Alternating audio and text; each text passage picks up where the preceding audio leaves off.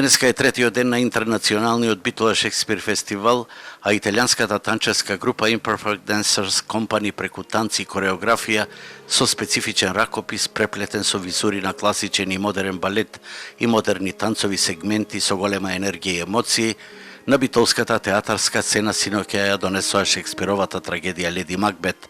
Оваа професионална група веќе обстојува 10 години, а вечерва битолчани ќе имаат можност од нив да го проследат и Хамлет. Of Shakespeare, it's a fascinating work. Шекспир е фасцинација сам по себе си. Знаете, Шекспир е автор кој што може да биде пресликан во секое време, во секое доба и таа е предноста да се даде свој агол на гледање на визурата која што треба да му се даде на една представа. It's something typical in our work. Нашата работа не е само класични чекори, ние имаме нешто што мора да го извадиме од себе си и таа наша емоција да му ја предадеме на публиката, буквално од себе си.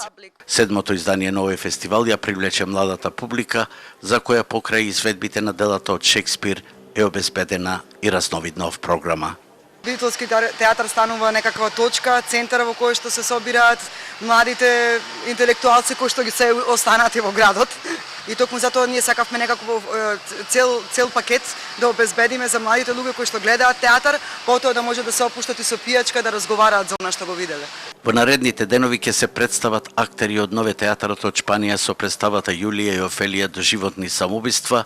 Класичниот театар Јан Славик од Романија ќе изведе пиесата Розенкрац и Голденстерн се мртви, а завесата ќе биде спуштена во петок со Кралот Иби на Драмскиот театар од Скопје.